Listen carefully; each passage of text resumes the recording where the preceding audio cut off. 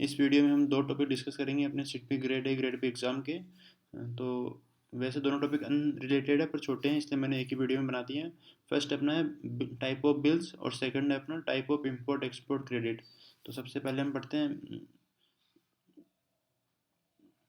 Bill facility.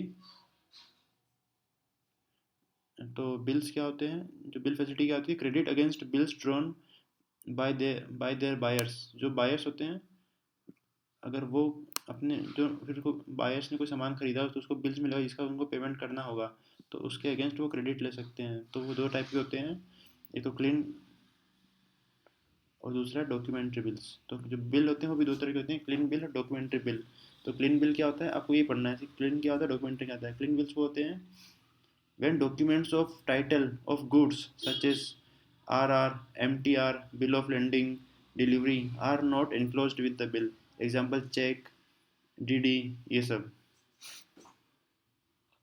मतलब जो अपने डॉक्यूमेंट है कुछ, जो अपने बिल है उसके साथ कोई डॉक्यूमेंट नहीं लगे होते हैं। जैसे बिल ऑफ लैंडिंग जो है, अगर कुछ बाहर से आया तो उसका लैंडिंग बिल, डिलीवरी बिल, ये सब नहीं लगे हों। डॉक्यूमेंट सिर्फ सिंपल बिल हो, जैसे चेक, डीडी। तो अगर चेक मिला तो उसका पेमेंट करना है, डीडी मिला तो उसका पेमेंट हाथ हाथ हो जाएगा आपको। तो इस तरह के जो होते हैं उनको क्लीन बिल बोलते हैं इसलिए। और डॉक्यूमेंट्री बिल क्या होता है, when about documents are attached, जो हमने डॉक्यूमेंट लिखे हैं RR, MTR, bill of landing, delivery, ये अटैच्ड अगर है डॉक्यूमेंट के साथ, अपने बिल के साथ, तो उसको डॉक्यूमेंट्री बिल कहते हैं। अब बिल्स कैन भी डिमांड, अब बिल्स का और क्लासिफिकेशन कैसे हो सकता है, डिमांड बिल और यूजांस बिल्स। तो फर्स्ट है अपना डिमांड बिल। डिमांड बिल क्या होता है, जो payable at sight. If documentary bill होगा तो then documents are delivered to buyer only against payment. अगर डॉक्यूमेंट्री बिल है तो डॉक्यूमेंट तभी डिलीवर होंगे जब वो पेमेंट करेगा, क्योंकि वो डॉक्यूमेंट का कुछ इंपॉर्टेंस होगा। और इसलिए इनको हम बोलते हैं डीपी बिल, यानी document against payment.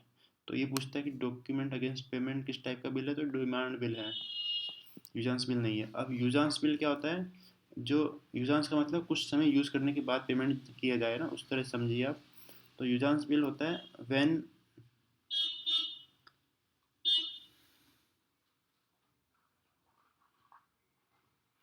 Bill drawn is payable after a period of its usance, तो then it is called usance bill. तो मतलब इसका यूज़ करने कुछ टाइम पीरियड मिलता है, उसका यूज़ करने के बाद उसका बिल का पेमेंट करना होता है। तो document usance bill is called DA। अगर डॉक्यूमेंट लगा हुआ है बिल के साथ और वो यूजांस बिल है तो उसको बोलते हैं हम DA, यानी डॉक्यूमेंट अगेंस्ट एक्सेप्टेंस। तो ये हम एक्सेप्टेंस के बाद,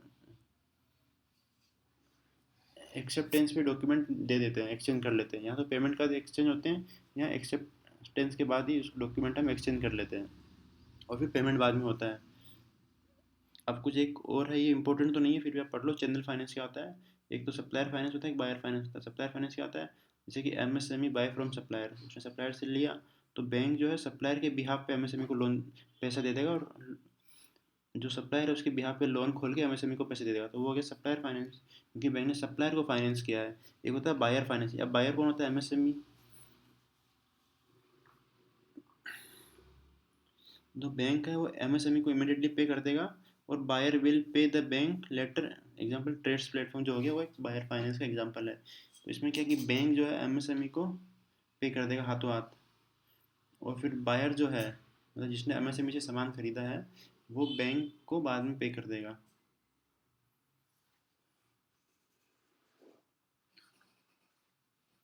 और यहाँ क्या था कि यहाँ MSME की तरफ से लोन दिया है सप्लायर को, तो अब MSME लोन चुकाएगा। मैंने कुछ गलत बोल दिया हो तो सप्लायर फाइनेंस होता है MSME बाय फ्रॉम सप्लायर।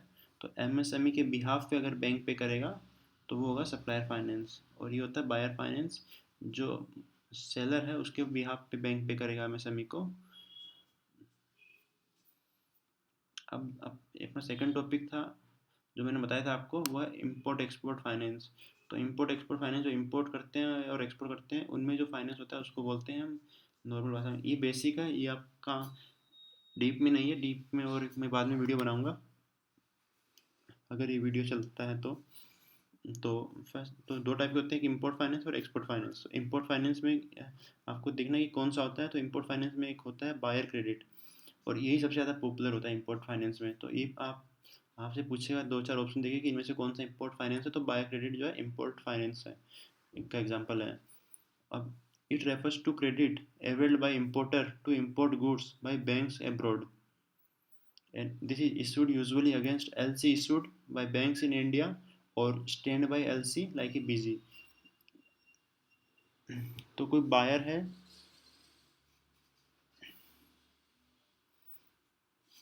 कोई बायर या इंपोर्टर है इंडिया में, अब उसको सामान खरीदना है, तो वो जो है एलसी ओपन करके देगा उसे सामने वाले को,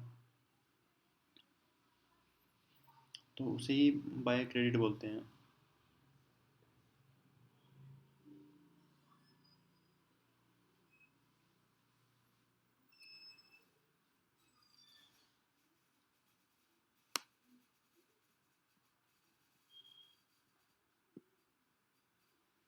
और बाद में जब गुड्स मिल जाएगा तो बायर जो है बैंक को पे कर देगा और ये क्रेडिट पूरा कर देगा। फिर एक तो होता है एक्सपोर्ट फाइनेंस। अब हमारा यहाँ मान लो कोई एक्सपोर्टर है, उसे बाहर एक्सपोर्ट करना है, तो उससे एक्सपोर्ट करने के लिए पहले तो रॉ मटेरियल खरीदना है, उसको प्रोसेस करना है, उसको प्रोसेस करके पैक करना है, फिर उसको आगे शिप करना है, और शिप का तो पहुँचेगा तब जाके पेमेंट आएगा।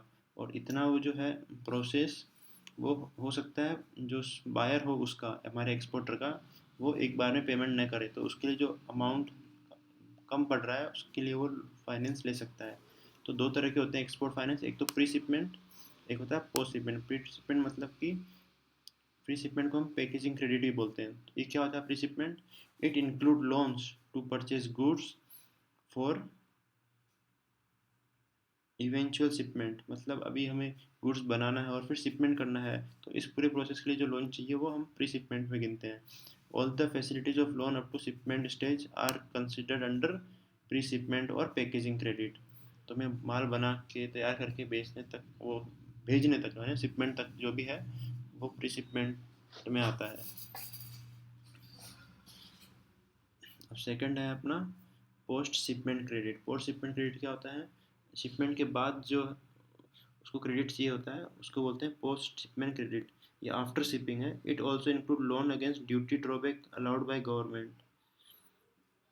तो इसमें पोस्ट शिपमेंट क्रेडिट कौन कौन से होते हैं हमारे? तीन टाइप के होते हैं main. Three type of post shipment credit, ये पोस्ट लिखा मैंने, पोस्ट शिपमेंट क्रेडिट कौन कौन से होते हैं? एक्सपोर्ट बिल परचेज्ड, डिस्काउंटेड या नेगोशिएटेड। सेकंड है advance against bills for correction, और थर्ड है एडवांस अगेंस्ट ड्यूटी ड्रॉबैक। तो आप तो ये याद कर लो कि कौन सा पोस्ट शिपमेंट का है, कौन सा प्री शिपमेंट का। अगर ये पूछे कि इनमें से कौन सा प्री पोस्ट शिपमेंट का नहीं है, तो प्री शिपमेंट या पैकेजिंग क्रेडिट जो है वो प्री शिपमेंट का है, बाकी ये तीनों है ये पोस्ट शिपमेंट का है। अगर किसी को समझ में नहीं आए एडवांस अगेंस्ट ड्यूटी ड्रॉबैक क्या होता है, ये एडवांस अगेंस्ट लिखा है मैंने यहाँ, एडवांस अगेंस्ट ड्यूटी ड्रॉबैक। तो जो एक्सपोर्टर है उसको कुछ ड्यूटी ड्रॉबैक आने वाली होगी गवर्नमेंट, जो उसने एक्सपोर्ट किया उसका गवर्नमेंट उसको वापस ड्यूटी ड्यूटी जो है वो रिफंड करती है। तो उसके अगेंस्ट जो ड्यू है उसके अगेंस्ट वो बैंक को गारंटी दे के कि मेरा आएगा, और तब आप ले लेना पैसा और अभी मुझे लोन दे दो, तो उसे बोलते हैं ड्यूटी ड्रॉबैक।